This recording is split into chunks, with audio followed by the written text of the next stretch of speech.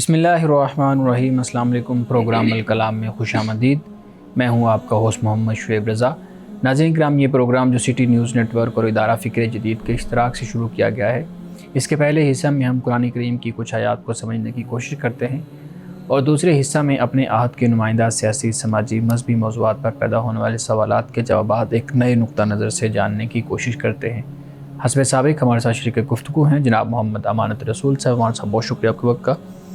मेरी मुआवनत के लिए मौजूद हैं मैडम नूरीन साहिबा। Thank you so much ma'am.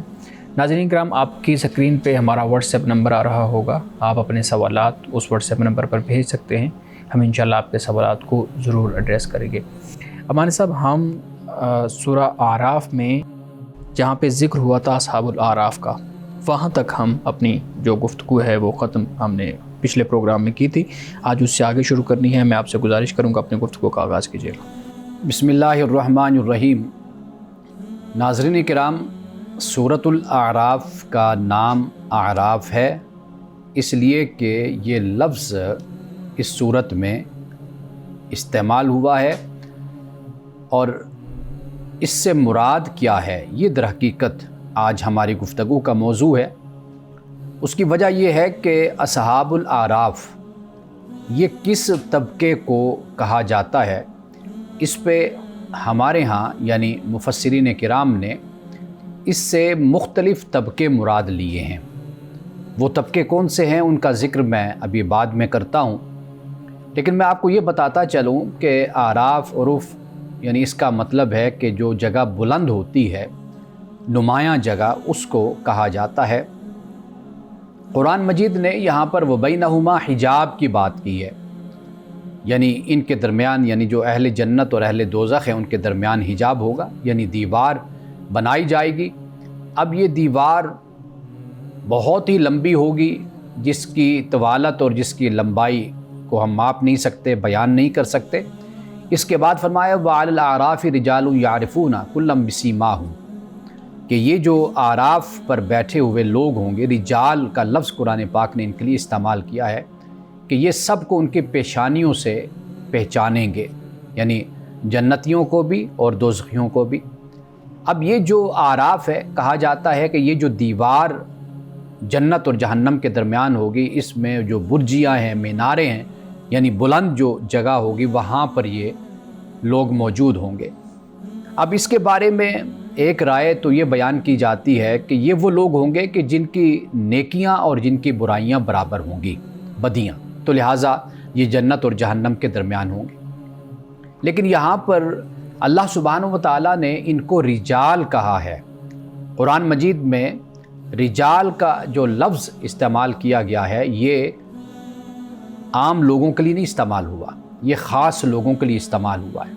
यानी मिसाल के तौर पर आप देखिए कि सूरत नूर में अल्लाह सुब्हानहू व तआला ने ये फरमाया है कि रिजालुल्लाह तुल्हीहिम तिजारतुन वला बैउन अन ज़िक्रिल्लाह, कि ये जो मर्द हैं, ये जो बहादुर लोग होते हैं, नुमायाँ लोग होते हैं, ये जो मोतबर लोग होते हैं, मुमताज़ लोग होते हैं, कि इन्हें तिजारत गाफिल नहीं कर सकती। तिजारतुन वला बैउन अन ज़िक्रिल्लाह, अल्लाह की याद से गाफिल नहीं कर सकती, नमाज से और ज़कात से गाफिल नहीं कर सकती। अब आप ये देख लीजिए कि ये लोग जो रिजाल हैं, यानी नमाज कायम करते हैं, ज़कात अदा करते हैं और कारोबार और तिजारत इनको अल्लाह की याद से गाफिल नहीं कर सकते। यहाँ पर रिजाल का लफ्ज़ इस्तेमाल हुआ। इसी तरह सूरतुल अहज़ाब में भी फरमाया कि मिनल मोमिनीन रिजालुन सदक़ू मा आहदुल्लाह, कि रिजाल कौन हैं? वो हैं कि जिन्होंने अपने वादे को पूरा कर दिया मोमिनीन में से। अब ये देख लीजिए, तो लिहाजा रिजाल का जो लफ्ज़ है ये नुमायाँ लोगों के लिए है, मुमताज़ लोगों के लिए इस्तेमाल हुआ है। तो इसलिए इस लफ्ज़ से ही बात बहुत हद तक वाज़ेह हो जाती है। यानी अब आप ये देखिए कि एक, जैसा कि मैंने आपको बताया कि अस्हाबे आराफ से मुराद मुफस्सिरीन इकराम ने ये लिया कि भाई इससे मुराद ये है कि जिनकी नेकियां और बदियां जिनकी बराबर हो गई। अब ये बड़े लोग हैं, तो बड़े लोगों के बारे में ये राय तो कायम नहीं की जा सकती कि उनकी अच्छाइयाँ और उनकी बुराइयाँ या बदियाँ, उनके गुनाह उनके वो बराबर हो गए। अब इससे एक और मतलब जो मुराद लिया गया सहाबे आराफ से, बाद ने कहा कि इससे मुराद मलाइका हैं, फ़रिश्ते हैं खुदा के, وہ بھی یہاں پر مراد نہیں ہو سکتے۔ بعد نے کہا کہ یہاں سے مراد انبیاء اور رسول ہیں، یہ بھی مراد نہیں ہو سکتے۔ اب اس سے ایک اور معنی یہ مراد لیا گیا کہ وہ لوگ کہ جنہوں نے جہاد کیا لیکن والدین سے اجازت نہیں لی، تو یہ وہ لوگ ہیں کہ جو یہاں پر ہوں گے موجود۔ لیکن ایک اور معنی یہ ہے کہ اس سے مراد علماء ہیں، فقہا ہیں، یعنی معاشرے کے جو ممتاز لوگ ہوتے ہیں، نمایاں لوگ ہوتے ہیں، وہ مراد ہیں۔ تو لہٰذا یہاں پر اگر یہ مراد لیا جائے کہ وَالْأَعْرَافِ رِجَالٌ يَعْرِفُونَ، کہ یہ اعراف پر جو لوگ ہیں یہ رجال، یہ نمایاں لوگ، ممتاز لوگ، یہ وہ لوگ ہیں کہ جو پہچانتے ہیں لوگوں کو ان کی پیشانیوں سے۔ تو چونکہ اسلامی معاشرے میں، مسلم معاشرے میں ان کا اپنا ایک مقام اور ایک مرتبہ تھا، تو لہٰذا یہ وہ مقام اور مرتبہ ہے کہ جو ان کو آخرت میں بھی دیا جائے گا۔ دنیا میں بھی ان کی ذمہ داری یہی ہوتی تھی کہ لوگوں کو نیکی کی طرف بلاتے تھے، دعوت دیتے تھے اور لوگوں کو دین کے بارے میں بتایا کرتے تھے، علم کی دولت بانٹا کرتے تھے۔ تو لہٰذا ان کو یہی مقام اور مرتبہ، ان کا نمایاں مقام اور مرتبہ اللہ سبحانہ وتعالیٰ ان کو آخرت میں بھی عطا فرمائے گا۔ تو ایک اور بات جو سمجھنے والی ہے وہ یہ ہے کہ قرآن پاک میں اسی سے ہی آگے پھر رجال کا لفظ بھی استعمال ہوا۔ اب وہاں پر رجال سے مراد وہ لوگ ہیں کہ جو نیگیٹو یعنی منفی صلاحیت رکھنے والے ہیں، جو ایسا معاشرہ، ایسے لوگ کہ جن میں وہ نمایاں برائی میں تھے، یعنی علم کے خلاف، تقوی کے خلاف، اور ان کی جو زندگی تھی وہ کلی طور پر شر پر مبنی تھی۔ اب وہ طبقہ بھی قرآن پاک نے بیان کیا اسی سے آگے جا کر۔ تو لہٰذا یہاں پر اگر ہم بات کرتے ہیں کہ یہاں اصحاب اعراف سے کون لوگ مراد ہیں، تو سمجھ یہ آتی ہے کہ یہاں پر یہی علماء کا، فقہا کا اور وہ طبقہ جو اہل علم کا ہے، جنہوں نے دین میں درک حاصل کیا، دین کی خدمت کی اور اس کے مطابق زندگی گزاری، لوگوں کو دین سے جوڑا، علم کے ساتھ جوڑا۔ تو یہاں پر اللہ سبحانہ وتعالیٰ نے انہی کا ذکر کیا کہ جنتیوں کو بھی وہ دیکھیں گے اور وہ پھر اہل دوزخ کو بھی دیکھیں گے، اور جنتیوں کی تعریف کریں گے اور دوزخیوں کو ان کا جو عذاب ہوگا اس کے بارے میں ان کے سامنے اس کا ذکر کریں گے۔ جی مولانا صاحب بہت شکریہ۔ مولانا صاحب یہاں بتائیے گا کہ آپ نے جو اصحاب الاعراف کا ذکر کیا ہے ان کے لیے رجال کا لفظ جس کی آپ وضاحت بھی کر رہے ہیں استعمال ہوا ہے، تو رجال کا لفظ ہمارے ہاں خاص مرد جو ایک جنس ہے اس کے لیے استعمال ہوتا ہے۔ آپ نے رجال اللہ تلہیہم اس کی جو آیت کی تفسیر ہے بیان کرتے ہوئے کہا کہ وہ مرد، یہاں پہ آپ نے مرد کا لفظ استعمال کیا، تو اس میں عورتیں شامل نہیں ہوں گی؟ یعنی عورتوں کا جو ذکر ہے وہ اس میں کس طریقے سے ہم لے سکتے ہیں؟ دیکھیے یہ جو مرد کا صیغہ استعمال ہوتا ہے نا، اس میں عورتیں خود بخود شامل ہوتی ہیں۔ عرب کا جو اسلوب ہے، عربی زبان کا، وہ یہی ہے، یعنی یا ایھا الذین آمنوا، اے ایمان والو۔ اب جب آمنو کا صیغہ ہم دیکھتے ہیں تو یہ مردوں کے لیے ہی، یعنی مذکر ہی استعمال ہوتا ہے، لیکن واضح بات ہے کہ اس میں مؤنث بھی شامل ہے۔ اسی طرح قرآن پاک میں اللہ سبحانہ وتعالیٰ نے اعمال صالحہ اور ایمان کا ذکر کیا تو وہاں پر مرد اور عورت دونوں کو برابر قرار دیا۔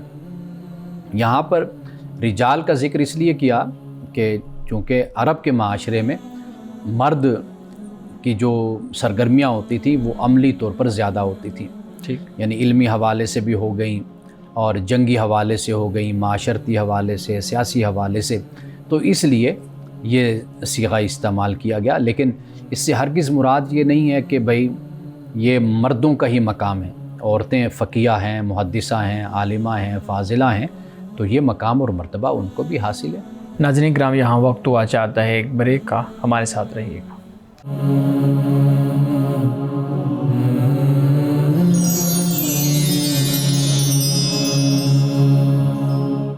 ویلکم بیک ناظرین۔ امان صاحب جو سوال میں نے آپ کے سامنے رکھا اسی سے متعلق ایک لمبی بحث ہمارے ہاں ہوتی ہے، آپ بھی اس کو جانتے ہیں۔ تو میں جب پڑھ رہا تھا تو میرے سامنے یہ سوالات آئے تو میں آپ کے سامنے سوالات رکھتا ہوں، پوچھتے ہیں جی کہ یہ جو قرآن کی زبان ہے، لینگویج ہے، قرآن کا انداز بیاں ہے، اس کے اندر جو ایک صنفی تعصب ہے وہ ایک سوال کیا جاتا ہے، اعتراض کیا جاتا ہے کہ وہ موجود ہے، خاص طور پہ خواتین کے بارے میں۔ یعنی جب بھی ہم دیکھتے ہیں تو مردوں کا جو ہے نا وہ ایک مذکر صیغہ استعمال ہوتا ہے اور اس کے اندر آگے پھر خواتین کو شامل کر دیا جاتا ہے. اسی طریقے سے جب ہم دیکھتے ہیں خواتین کے کردار میں یا باقی چیزوں میں تو ایسے محسوس ہوتا ہے کہ قرآن کی جو زبان ہے اس میں صنفی جو ایک تعصب ہے وہ موجود ہے اور کم تر خواتین کو خیال کیا جاتا ہے. دیکھیے یہ عربی زبان سے ناواقفیت کی وجہ ہے. ہم اپنے جو ایک سٹرکچر ہوتا ہے ہم اس میں رہ کر سوالات اٹھاتے ہیں, اعتراضات اٹھاتے ہیں, جبکہ ہمیں چاہیے کہ جو معاشرت ہے اور جس میں یہ زبان بولی گئی ہے اور جس سے اس کا تعلق بنتا ہے ہم اس میں رہ کر سمجھنے کی کوشش کریں. ٹھیک. عربی زبان میں جو یہ صیغہ ہے نا مذکر کا, یہ واحد کے لیے یعنی صرف ایک صنف کے لیے کبھی نہیں استعمال ہوا. یعنی اس کا استعمال عورت کے ساتھ ہوتا ہے, لیکن عورت کا جو صیغہ ہے مؤنث کا وہ صرف عورت کے لیے ہی استعمال ہوتا ہے. اچھا. یعنی ایک آپ کہہ لیجئے جو اسم آپ کہہ لیں, ایک لفظ آپ کہہ لیں, اس کی خاصیت عربی زبان میں یہی ہے کہ جو مذکر ہوگا اس میں مؤنث بھی شامل ہوگا یا کوئی نہیں ہوگا. ٹھیک ہے نا جی. جیسے ایکسٹینشن ہوتی ہے یہ وہ والی صورت اس کی ہوتی ہے. تو اس لیے جو یہ اس طرح کا اعتراض کرتے ہیں وہ شاید عربی زبان کو اس طریقے سے اس کی جڑ سے اس کی بنیاد سے نہیں سمجھتے. ٹھیک ہے. وہ آپ کو لگتا ہے کہ یہ صرف عربی زبان سے ناواقفیت کی وجہ سے؟ ایک اور بات یہ ہے کہ صرف ایک ہی بات کو لے کر بیٹھ جانا اور اس پر اعتراض پیدا کر دینا یہ ایک نامناسب رویہ ہوتا ہے, یک طرفہ سوچ ہوتی ہے. آپ پوری فکر کو, پوری سوچ کو, پوری کتاب کو آپ اپنے پیش نظر رکھتے ہیں, پھر آپ اس کا تعین کرتے ہیں. مثال کے طور پر قرآن پاک میں عورتوں کا ذکر ہوتا ہے, ان کے حقوق کا ذکر ہوتا ہے. عرب کے معاشرے میں عورتوں کے ساتھ کیا سلوک تھا, کیا رویہ تھا, اس کو پیش نظر رکھ لیں. میں جب عرب کے معاشرے کو پڑھتا ہوں اور پھر میں قرآن مجید کی اس آیت کو پڑھتا ہوں کہ بھئی خواہ کوئی مرد ہو یا عورت اس کو برابر اجر ملے گا خدا کے ہاں. سورۃ تو آل عمران کے اختتام میں اللہ پاک نے اس بات کو بیان کیا ہے. تو میں دیکھتا ہوں کہ عرب کے معاشرے میں اتنی تفریق تھی, ڈسکریمنیشن تھی, تو وہاں پر اللہ سبحانہ و تعالیٰ نے یہ آیت نازل فرمائی اور عرب کا معاشرہ جو ہے وہ اس کو کسی طرح بھی قبول کرنے کے لیے تیار نہیں تھا. اس کی جو روایات تھی, اس کے جو رسوم و رواج تھے, وہاں پر عورت ہو, جانور ہو, غلام لونڈی ہو, ان کی تو کوئی وہاں پر حیثیت, کوئی مرتبہ ہی نہیں تھا. یہ ہمیں دیکھنا چاہیے نا کہ جب اسلام آیا تو پھر اسلام نے کیا طریقہ اختیار کیا.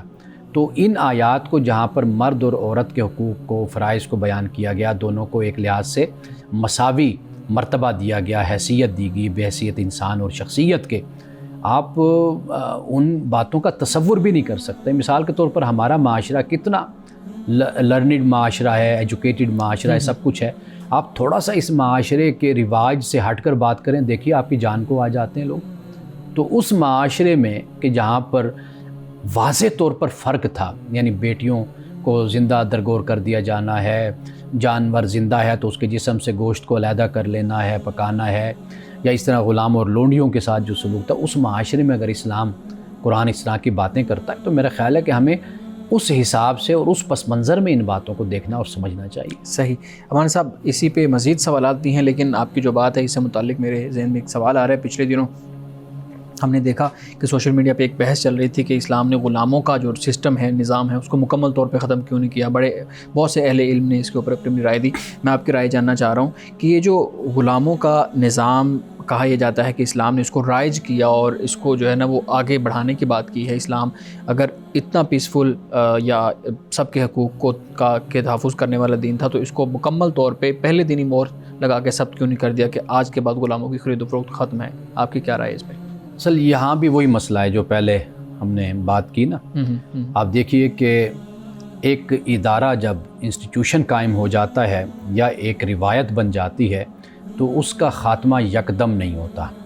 اس کا ایک طریقہ کار یہی ہوتا ہے کہ اس کو گریجولی سوسائٹی سے ریڈیکیٹ جس کو کہتے ہیں وہ کیا جاتا ہے, اس کو مٹایا جاتا ہے. آپ اسلام سے پہلے کا کلچر دیکھ لیں, جنگوں کی صورت میں غلام اور لونڈی کو بنایا جاتا تھا, اور پھر اسلام جب آیا تو پھر اسلام نے اس میں کیا اصلاحات کی, کیا ریفارمز اسلام لایا. اگر آپ اس طریقے سے ان چیزوں کو سمجھیں گے تو پھر آپ کو معلوم ہوگا کہ اسلام نے جو بھی فیصلہ کیا اور جو طریقہ اختیار کیا وہ بالکل حکمت کے مطابق تھا, دانش کے مطابق تھا, عقل کے مطابق تھا. انسانی عقل بھی اس کو قبول کرتی ہے۔ اب ایک چھوٹی سی میں مثال دیتا ہوں، کہتے ہیں جی فوری طور پر سب کچھ ختم ہو جاتا۔ آپ مجھے بتائیے کہ اس وقت کے مختلف اور ریاستیں بھی تھیں، یہ جو تعلقات ہوتے ہیں یہ تو دونوں طرف سے ہوتے ہیں نا، یعنی دنیا اس کو قائم رکھے ہوئے ہو اور ایک ریاست کہے جی ہم نے اس کو ختم کر دیا ہے، ایسا کبھی نہیں ہوتا۔ یہ جو مسائل ہوتے ہیں نا دنیا کے، یہ جب مختلف ریاستیں بیٹھتی ہیں، حکومتیں بیٹھتی ہیں تو پھر ان مسائل کو حل کرتی ہیں۔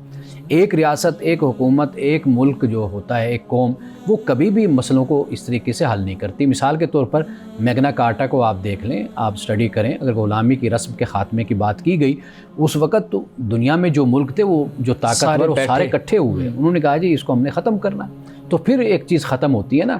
یعنی اسلام اپنی طرف سے مسلمان یا مسلم حکومت یہ دعویٰ کر دے اور یہ ہم نے ختم کر دیا، باقی جو ان سے ان کے ہاں وہی رواج وہی طریقے چلتے رہیں، وہ مسلمانوں کے جو جنگ کی صورت میں مسلمانوں کو تو غلام بناتے رہیں، ادھر سے جو ان سے مسلمان کہیں جی ہم ان کو نہیں غلام بناتے۔ یہ چیزیں بائی لٹرل جن کو کہا جاتا ہے نا، باہمی طور پر ان کو حل کیا جاتا ہے۔ دوسری بات یہ کہ مثال کے طور پر اسلام کہتا ہے جی راتوں رات ہم نے غلامی کو ختم کر دیا۔ آپ مجھے بتائیے اس معاشرے میں غلام ہیں، لونڈیاں ہیں، وہ کہاں ایڈجسٹ ہوتی ہیں؟ پھر ان کے آگے مسائل تھے، پھر جسم فروشی شروع ہو جاتی ہے، عصمت فروشی شروع ہو جاتی ہے اور دیگر مسائل، ایک نئے بحران کا سامنا ہو جاتا ہے۔ یہ تو جذباتی فیصلے ہوتے ہیں۔ بلکہ اسلام نے تو مولانا صاحب جگہ جگہ جب احکامات دیے انفاق کے بھی کہ بھی گردنیں چھڑاؤ لوگوں کی، جب صدقہ خیرات کرنے، اس میں ایک ہمیں تدریجاً بتا دیا کہ یہ عمل ترغیب دی گئی کہ اس طرح کریں گے، وہی بات بن گئی نا، یعنی گریجولی تدریج کے ساتھ پھر اس کو سوسائٹی سے ختم کر دیا گیا۔ یہاں پہ ایک اور اعتراض، جب یہ بحث چل رہی ہے تو جو آپ نے بات کی ہے اس پہ پھر یہ اعتراض پیدا ہوتا ہے کہ اسلام نے جو شراب کا معاملہ تھا وہ ایک بڑا سنگین معاملہ تھا، اس کی انٹینسٹی کو محسوس کیا اور پھر رسول اللہ علیہ وسلم نے وہ تدریجاً اللہ رب العزت کو حکم سے اس کو حرام قرار دے دیا، پہلے برا کہا، پھر نجس، اور پھر اس طرح سے اس کو حرام قرار دے دیا۔ تو کیا غلاموں کا معاملہ اتنا سینسٹیو نہیں تھا کہ 23 سال کا جو عرصہ تھا رسول اللہ صلی اللہ علیہ وسلم کا جس میں قرآن نازل ہوا، اس کے اندر اس کو تدریجاً 20 سال کے اندر یا آخر پہ آتے ہوئے خطبہ حجۃ الوداع میں رسول اللہ صلی اللہ علیہ وسلم یہ کہہ جاتا ہے کہ آج کے بعد یہ چیز ختم ہو چکی ہے؟ دیکھیے سورۃ محمد میں اللہ پاک نے یہ فرمایا فَإِمَّا مَنًّا بَعْدُ وَإِمَّا فِدَاءً، اس کے بارے میں اکثر ہمارے کئی مفسرین کرام نے، خاص طور پر صغیر کے، انہوں نے یہی کہا کہ بھئی 2 ہی صورتیں باقی رہ گئی ہیں غلامی کے حوالے سے، یا تو یہ ہے کہ آپ فدیہ لے لیں، معاوضہ لے کر چھوڑ دیں، یا دوسری صورت یہ بنتی ہے کہ بھئی آپ احساناً چھوڑ دیں۔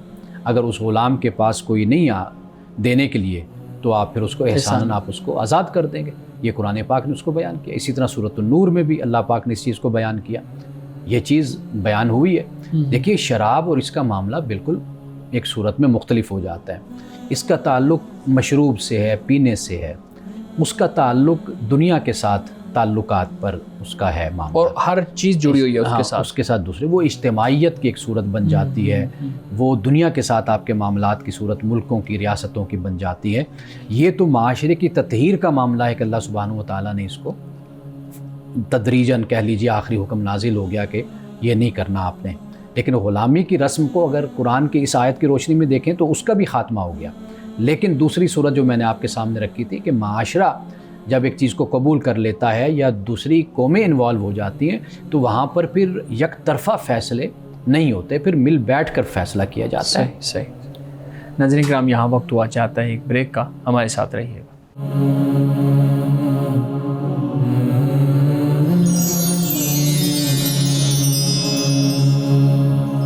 پروگرام میں ایک دفعہ پھر خوش آمدید۔ ہمارے ساتھ بات ہو رہی ہے کہ قرآن کی جو زبان ہے اس میں ایک صنفی تعصب ہمیں نظر آتا ہے، یہ اعتراض کیا جاتا ہے لوگوں کی طرف سے، اور اس پہ پھر ضمناً جو ہے غلامی کا خاتمہ اور اس پہ بات آ گئی۔ اسی سے متعلق، اسی موضوع سے متعلق جس میں یہ بات کی گئی کہ صنفی تعصب ہے، اس سے متعلق میں آپ کے سامنے سوال رکھتا ہوں۔ سوال یہ ہے، یہ اعتراض یہ ہوتا ہے کہ جو تفاسیر ہیں جو ہمارے مفسرین نے لکھی ہیں، قرآن پاک کی ایکسپلینیشن کی ہے، اس میں جو ایک صنفی تعصب ہے وہ موجود ہے، جس کی بنیاد پر پھر خواتین سے تشدد اور امتیازی سلوک ہمارے معاشرے میں ہمیں نظر آتا ہے۔ تو بنیادی طور پہ یہ الزام ہے ایک طرح سے ان مفسرین پر کہ انہوں نے اس طرح کی ایکسپلینیشن کی ہے تو اس وجہ سے تشدد بڑھ رہا ہے۔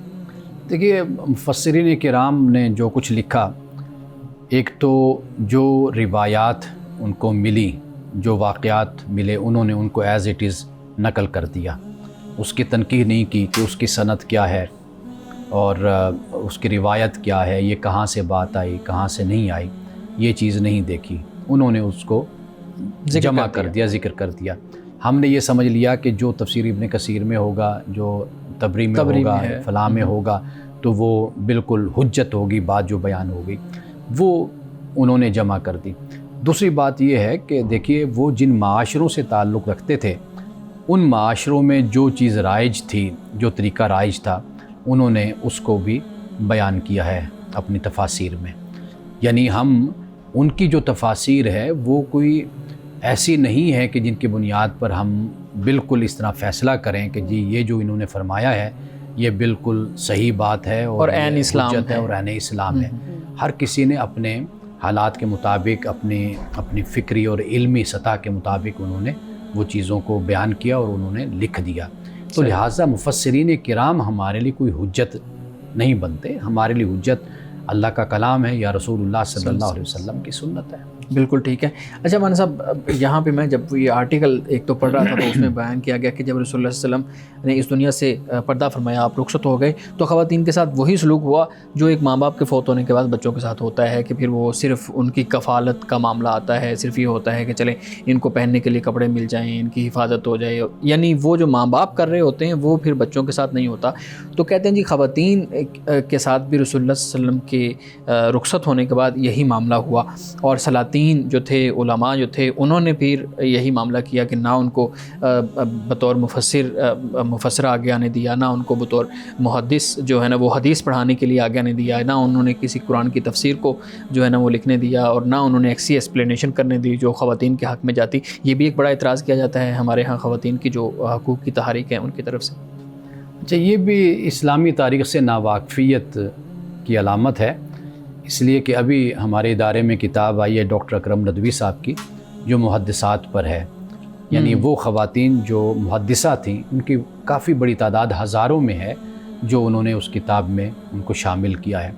تو آپ دیکھیے کہ رسول اللہ صلی اللہ علیہ وسلم کے حیات مبارکہ میں حضرت عائشہ صدیقہ رضی اللہ تعالیٰ عنہا ہیں اور دیگر صحابیات ہیں، اور پھر آگے صحابہ کی پھر آگے اولادیں، بنات ہیں، بیٹیاں ہیں، پھر نواسیاں ہیں، ان کی پوتیاں ہیں، بڑے بڑی عالمہ اور بڑی بڑی فاضلہ ہیں، انصاب، علم الانصاب کی ماہر ہیں، تاریخ کی ماہر ہیں، قرات کی، تجوید کی، حدیث کی ماہرہ ہیں، تفسیر کی ہیں، بہت بڑی تعداد ہے۔ یعنی اگر نام ہی شامل کر لیے جائیں نا ایک شعبے کے، یعنی مفسرہ کو شامل کر لیا جائے، محدثہ کو، بہت بڑی تعداد بنتی ہے۔ تو یہ بھی ایک کم علمی پر یہ بات رائے مبنی ہے۔ دیکھیے یہ بات ضرور ہے کہ جو ہمیں تسلیم کرنی چاہیے وہ یہ ہے کہ رسول اللہ نے ہمیں اور صحابہ خاص طور پہ خلفائے راشدین نے یہ دولت کی جو فراوانی ہے، فتوحات، اس سے ضرور خبردار کیا رسول اللہ نے، بھی مال اور دولت کا مجھے تم سے ڈر آتا ہے کہ بھی خدشہ ہے کہ تم اس میں مادی چیزوں میں انسان بڑھ جاتا ہو جاؤ گے، ٹھیک ہے نا۔ وہ واقعی یعنی رسول اللہ صلی اللہ علیہ وسلم نے اللہ کا دین ہمیں دیا، اور پھر اس کی جو سرایت ہے اور معاشرے میں اس کا اثر ہے وہ پھیلتا چلا گیا، مسلمانوں کی فتوحات ہوئی، ریاست اور سلطنت مسلمانوں کی پھیلتی چلی گئی۔ تو واضح بات ہے کہ پھر جیسے جیسے سلطنت پھیلی تو وسائل اور ذرائع بھی مسلمانوں کے پاس آئے۔ تو یہ ایک نتیجہ تھا جی کہ رسول اللہ صلی اللہ علیہ وسلم نے اس سے متعلق ہمیں بحیثیت نبی اور رسول کے آپ نے آگاہ فرمایا۔ اس کے اپنے اثرات معاشرے پر ہمیں نظر آتے ہیں، اس میں کوئی شک نہیں ہے، لیکن یہ بات یاد رکھیے کہ سلاطین ہوں، امراء ہوں، ان کے پیرلل ایک طبقہ اہل علم کا، علماء کا، فقہاء کا، محدثین کا، مفسرین کا، دین کی خدمت کرنے والوں کا موجود تھا، اور ان میں خواتین کی بھی بہت بڑی تعداد موجود تھی کہ جو اس تحریک کو چلائے ہوئے تھی۔ آپ تصوف کو دیکھ لیجئے، اس میں بڑے صوفیاء آپ کو خواتین بھی نظر آئیں گی۔ تو میرا خیال ہے کہ اس طرح بات کر دینا اور کلی طور پر عورتوں کی مظلومیت کو ذرا اجاگر کرنے کے لیے اور جذبات کو بھڑکانے کے لیے یا ابھارنے کے لیے اس طرح کے تصورات اور خیالات کو بیان کرنا، میرا خیال ہے یہ مناسب نہیں ہے۔ ہمیں ہر طریقے سے تاریخ اور ہسٹری کا مطالعہ کرنا چاہیے۔ میڈم پلیز آپ سوال رکھیں۔ جی مولانا صاحب، قرآن پاک کے حوالے سے سوال ہے کہ ہم لوح محفوظ کا نام سنتے ہیں، میں چاہوں گی کہ ہمارے ناظرین کے لیے آپ اس لفظ کو ذرا واضح کیجئے کہ لوح محفوظ سے کیا مراد ہے۔ سورۃ البروج میں اس حوالے سے ہے کہ بل ہوا قرآن مجید فی لوح محفوظ، اور ایک سورۃ الواقعہ میں بھی ہے کہ انہ لقرآن کریم فی کتاب مکنون۔ پہلے حصے کا آپ ذرا جواب دیجیے گا، میں کتاب مکنون کے بارے میں پھر الگ سے دیکھیں میں صرف اتنا دونوں کو میں ملا دیتا ہوں چلیں ٹھیک کہ وہ یہ ہے کہ قرآن مجید جب نازل ہو رہا تھا جی مشرکین کفار کی طرف سے اعتراضات ہوتے تھے۔ ایک تو یہ کہ بھئی یہ کوئی جن ہیں، جادوگر ہیں، ان کی طرف سے یہ آپ کو نعوذ باللہ یہ آتا ہے، اچھا، یا پھر یہ ہوتا ہے کہ بھئی کوئی عجمی ہے یا کوئی ایسا شخص ہے جو آپ کو یہ لکھواتا ہے، آپ کو بتاتا ہے، اس طرح کی باتیں وہ کرتے تھے۔ تو اللہ سبحانہ و تعالیٰ نے یہ جو لوح محفوظ، کتاب مکنون، لا یمسہ الا المطہرون، اور یہ بتایا کہ یہ رب العالمین کی طرف سے نازل ہوتا ہے، فرشتوں کی ایک جماعت اس کو بڑے اہتمام کے ساتھ اس کو نازل کرتی ہے، تو اس کا پس منظر در حقیقت یہ ہے۔ یعنی اس کتاب کے بارے میں بالکل کوئی یہ خیال نہ کرے کہ کوئی شیطان کا خیال اس میں شامل ہو جاتا ہے، یا کوئی جنات اس میں شامل ہوتے ہیں، یا کوئی جادوگر ہوتے ہیں، یا ایسی کوئی مخلوق اس میں انوالو ہوتی ہے، تو یہ بالکل ایسا نہیں ہے۔ یہ اللہ کی کتاب جو ہے بہت ہی اہتمام کے ساتھ، انتظام و انصرام کے ساتھ اس کو زمین پر لایا جاتا ہے، رسول اللہ صلی اللہ علیہ وسلم کو یہ دیا جاتا ہے، اور اس کی حفاظت ہی کا ذکر ہے کہ کتاب مکنون کہ خفیہ کتاب میں ہے، پھر لوح محفوظ میں ہے، تو یہ مراد در حقیقت اس کی حفاظت کی طرف، قرآن کی صیانت کی طرف اشارہ ہے کہ اللہ نے اس کو اس طریقے سے محفوظ کر دیا ہے۔ کوئی شخص بھی یہ اس کے بارے میں نہ سوچے کہ قرآن میں کسی طریقے سے غیر خدا کی طرف سے کوئی اضافہ یا کوئی کمی ہو سکتی ہے۔ ایک دیکھیں الفاظ پہ اگر غور کرے، انہ لقرآن کریم، قرآن، اور پھر جب کہا فی کتاب مکنون، تو کتاب قرآن بھی تو کتاب ہے نا، اور آگے پھر یہ کتاب مکنون یعنی انہ فی قرآن، ان الفاظ کا کیسے مطلب ہم سمجھ سکتے ہیں؟ دونوں کا موازنہ اگر کریں کہ قرآن بھی کتاب ہے اور یہ بھی کہا کہ بھی انہ فی کتاب، یعنی آپ کو لگتا ہے کہ یہ ریپیٹیشن ہے کہ پہلے قرآن کا لفظ بھی آ گیا ہے، اب کتاب کا لفظ ہاں جی، فی کتاب مکنون۔ قرآن سے مراد تو جو اللہ کا کلام ہے نا وہ مراد ہے نا، یعنی جو پڑھا جا رہا ہے جی، جو نازل ہو رہا ہے وہ ہے، یہ نہیں ہے۔ ٹھیک ہے، یعنی یہ مصحف جو مصحف ہے، کتاب ہے، یہ مراد وہاں نہیں ہے۔ ٹھیک ہے، یعنی قرآن سے مراد وہی جو اللہ تعالیٰ نازل کر رہا ہے، جو اتر رہا آیات ہے، کی صورت میں آ رہا ہے، وہ قرآن ہے جو کتاب مکنون میں ہے۔ یعنی اللہ تعالیٰ نے اس کو علیحدہ لکھ کر رکھا ہوا ہے، جو انسانوں کے سامنے نہیں ہے موجود، کہ جو انسان جس کو دیکھے اور یا جن دیکھیں یا جادوگر یا کوئی اور، وہ نہیں ہے، وہ خدا کے ہاں بالکل ایک خفیہ کتاب میں موجود ہے، لکھا پڑا ہے، محفوظ ہے، اور کوئی اضافہ اور کوئی کمی اس میں واقع نہیں ہو سکتی۔ صحیح۔ اچھا مولانا صاحب، ہمارے ناظرین کی طرف سے سوال ہے، پوچھتے ہیں جی جو شادی میں تاخیر کی وجہ سے مختلف سماجی خاندانی تبدیلیاں جو پیدا ہو رہی ہیں، آپ ان تبدیلیوں کو پازیٹیو دیکھتے ہیں یا نیگیٹیو دیکھتے ہیں؟ یعنی پوچھنا یہ چاہ رہے ہیں کہ آپ کے نزدیک وہ تبدیلیاں جو ہیں وہ مثبت اثرات مرتب کریں گی یا منفی اثرات مرتب؟ یعنی کیسے تبدیلیاں؟ یعنی جو لیٹ یا تاخیر کی وجہ سے جو شادی میں تاخیر ہے اس کی وجہ سے جو ہمارے ہاں مسائل یا جو چیزیں ہمارے ہاں آ رہی ہیں۔ دیکھیے، جو بھی غیر فطری عمل ہوگا اس کے اپنے نتائج معاشرے کو اجتماعی طور پر بھگتنے پڑتے ہیں۔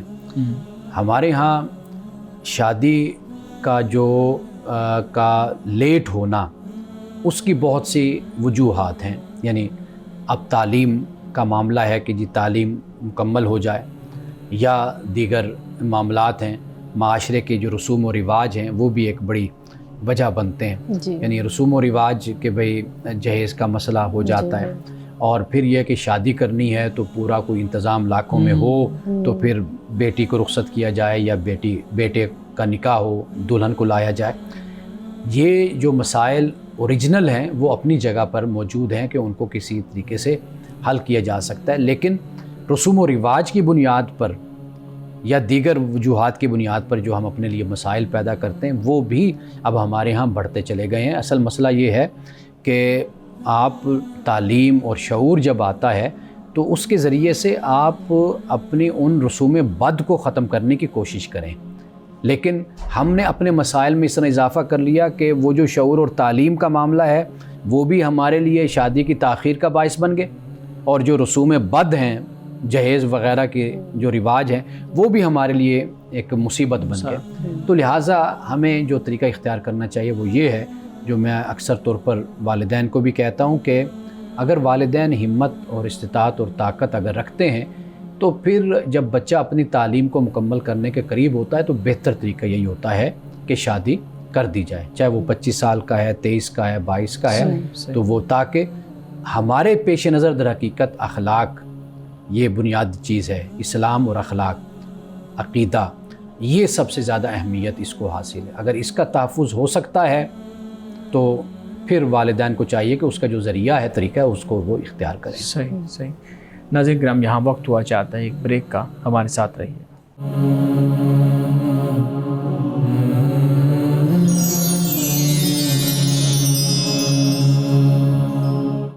پروگرام میں ایک دفعہ پھر خوش آمدید. جی میڈم، آپ سوال رکھیے گا. ہمارے صاحب سورۃ الانبیاء کی آیت نمبر 37 ہے، خلق الانسان من عجل ساوریکم آیاتی فلا تستعجلون. انسان جلد باز بنایا گیا ہے، اب میں تمہیں اپنی نشانیاں دکھاؤں گا، تم مجھ سے جلدی نہ کرو. ایک طرف تو اللہ تعالیٰ خود فرما رہا ہے کہ خلق الانسان من عجل، کہ انسان کو جلد باز بنایا گیا، اور اگلے پارٹ میں کہہ دیا، فرمایا کہ میں تمہیں نشانیاں دکھاؤں گا، مجھ سے جلدی نہ کی تقاضا نہ کیا جائے. اللہ تعالیٰ نے خود ہی تو یہ فطرت رکھی ہے انسان کی، اور پھر خود ہی یہ ہدایت بھی دی کہ بھی جلدی نہ دکھاؤ. اس کی کیا وجہ؟ دیکھیے، اللہ تعالیٰ نے انسان کو ارادہ اور اختیار کی دولت عطا کی ہے نا، جی، کہ انسان آزاد ہے، جو فیصلہ کرنا چاہے وہ کر سکتا ہے. اب جہاں پر اللہ نے انسان کو ارادہ اور اختیار دیا، جی، اس کے ساتھ ہی یہ خود بخود فطرتاً یہ بات سامنے آتی ہے کہ وہ کبھی اس اختیار کو غلط بھی استعمال کرتا ہے. یہی اس کی در حقیقت آزمائش ہے. اللہ نے انسان کو جب ارادہ اور اختیار دیا تو قرآن نے کہا کہ ظلوماً جہولا، کہ ظالم بھی ہے انسان اور جاہل بھی ہے. یہ در حقیقت انسان کی آزمائش اور انسان کا امتحان بن جاتا ہے. جب اللہ نے انسان کو یہ امانت عطا کی، ارادہ اور اختیار دیا، تو یہ عوارض بھی انسان کے ساتھ لاحق ہیں. یعنی وہ چاہے تو اپنے آپ کو ظالم بھی بنا لے، چاہے تو اپنے آپ کو عادل بنا لے، چاہے تو وہ اپنے آپ کو جاہل بنا لے، چاہے تو اپنے آپ کو حلیم اور علم والا بنا لے، چاہے تو جلد باز بنا لے، چاہے تو وہ صبر کرنے والا بنا لے. قرآن یہ بھی بیان کرتا ہے کہ انسان پر جب وحی اترتی ہے، انسان کو وحی دی گئی ہے اور انسان اپنا تزکیہ کرتا ہے تو پھر وہ صبر کرنے والا بھی ہوتا ہے، وہ علم والا بھی ہوتا ہے، عدل والا بھی ہوتا ہے. یہ قرآن پاک نے بھی بیان کیا. تو لہٰذا جب انسان کو ایک امانت عطا کی، ارادہ اور اختیار کی صورت میں اللہ تعالیٰ نے آزادی دی، تو اس کا ایک سائیڈ ایفیکٹ یہ بھی نکلتا تھا جس کو قرآن پاک نے بیان کیا ہے. اسی حوالے سے ہے اب سورۃ بنی اسرائیل کی آیت نمبر 11 ہے، وَيَدُ الْإِنسَانُ بِالشَّرِّ دُعَاءَهُ بِالْخَيْرِ وَكَانَ الْإِنسَانُ عَجُولًا. اور آدمی برائی کی دعا کرتا ہے جیسے بھلائی مانگتا ہے. اس پہ میں چاہوں گی تھوڑا ذرا آپ بریف کریں. یعنی یہ اس کا جو پس منظر ہے وہ یہی ہے کہ انسان کو آخرت مانگنی چاہیے، اللہ تعالیٰ سے بھلائی مانگنی چاہیے، لیکن معاملہ یہ ہے کہ انسان توجہ کرتا ہے برائی کی طرف، یعنی دنیا مانگتا ہے، آخرت کی طرف انسان نہیں جاتا. تو یہاں اللہ تعالیٰ نے ایک انسان کا جو یہی ارادہ اور اختیار کی جو دولت انسان کو دی ہے، اسی کا ایک مس یوز، اس کا غلط استعمال یہ اس صورت میں نکلتا ہے کہ ایمان والے جو ہوتے ہیں، مومن ہوتے ہیں، صالحین ہوتے ہیں، وہ خدا سے آخرت مانگتے ہیں، ان میں صبر بھی ہوتا ہے، جلد بازی نہیں ہوتی. لیکن جو یہ انسان ہے کہ جس نے اپنے اوپر محنت نہیں کی، ایمان نہیں لایا، عمل صالح کی طرف راغب نہیں ہوتا، تزکیہ نفس نہیں کرتا، تو پھر وہ اپنے اسی ارادے کو غلط استعمال کرتے ہوئے اس کی یہی حالت ہوتی جو یہاں پر بیان کی گئی ہے. ٹھیک ہے، صحیح. جی پلیز سوال. اچھا جی، ایک اور سوال ہے کہ ظالم کی رسی دراز ہم نے سنا کہ یہ کیوں ہوتی ہے؟ ایک سچویشن ہے جیسے کہ اکثر ہم دیکھتے ہیں کہ جو اہل باطل ہیں وہ ہمیں بڑی آسانی میں اور فراخی حالات میں نظر آتے ہیں، جبکہ ان کے مقابلے میں جو اہل حق ہیں وہ مصیبتوں کا شکار نظر آتے ہیں. کئی مرتبہ ایسے ہوتا ہے. تو حالانکہ یہ سب کچھ اللہ تعالیٰ کی حکمت کے تحت ہی روح پذیر ہو رہا ہوتا ہے. تو کیا ہم جو اہل باطل ہیں ان کی جو فراخی حالات ہے اس کو ہم کیا سمجھے کہ ان کو مہلت دی گئی ہے، اور جو دوسرے والے طبقہ ہے اہل حق، اگر وہ مصیبت میں ہے تو وہ ان کے لیے آزمائش ہے؟ دیکھیے، انسان جس حالت میں بھی ہے تو وہ امتحان اور آزمائش میں ہی ہے. اچھے لوگ اگر کسی تکلیف میں ہیں تو وہ ان کے لیے آزمائش امتحان ہے، برے لوگ اگر آسانی میں ہیں، آسائش میں ہیں، وہ ان کے لیے امتحان ہے، دونوں کے لیے دونوں حالتیں ہی امتحان ہیں۔ یعنی اس دنیا میں انسان آیا امتحان ہی کے لیے ہے، اور کسی کی حالت کو دیکھ کر اس پر کوئی تبصرہ، کوئی رائے نہیں قائم کی جا سکتی کہ کسی کے برے حالات دیکھ لی تو بندہ یہ خیال کر لے کہ یہ ضرور گناہگار ہوگا، یہ اہل باطل میں سے ہوگا کیونکہ اس کے حالات اچھے نہیں ہیں یا حالات اچھے ہیں۔ تو یہ ہمارا اپنا کرائیٹیریا بنایا ہوا ہے۔ در حقیقت اللہ تعالیٰ نے یہاں پر جس انسان کو بھیجا ہے وہ اچھا ہے یا برا ہے، وہ اس کا فیصلہ جزا و سزا کا وہ قیامت کے دن ہونا ہے۔ یہاں پر جو معاملہ ہے وہ دونوں حالت امتحان اور حالت آزمائش میں ہے۔ اسی طرح کا ایک سوال اور بھی ملتا جلتا کسی نے بھیجا ہے کہ جب کسی کوئی شخص مصیبت کا شکار ہوتا ہے، اب وہ کیسے اندازہ لگائے کہ آیا کہ یہ مصیبت جو ہے اس کے لیے بلندی درجات کا باعث ہے یا اس کے لیے کوئی سزا کا باعث ہے؟ دیکھیے، انسان اپنے اعمال پر توجہ کرتا ہے، اس سے قطع نظر کے انسان یہ ڈیسائیڈ کرنے بیٹھ جائے کہ یہ کس کا نتیجہ ہے۔ در حقیقت اللہ کی بارگاہ میں رجوع کرنا چاہیے، انسان کو توبہ کرنی چاہیے، اور اپنی جو زندگی ہے، اعمال ہیں ماضی کے، ان پر نظر کرے کہ کیا اس سے غلطیاں ایسی ہوئیں، خطا ہوئے، گناہ ہوئے، کیا اس سے ایسے برے افعال اس نے سر انجام دیے کہ جس کی وجہ سے وہ ان مسائل سے دوچار اور مشکلات سے دوچار ہوا ہے۔ اب وہ دوچار ہو چکا نا، اب اس کو چاہیے کہ وہ اپنے رب کی طرف رجوع کر کے معافی مانگ کر آئندہ اپنے آپ کو بہتر انسان بنانے کی کوشش کریں۔ کون سا آج کے حدیث مبارکہ بیان کیجیے گا؟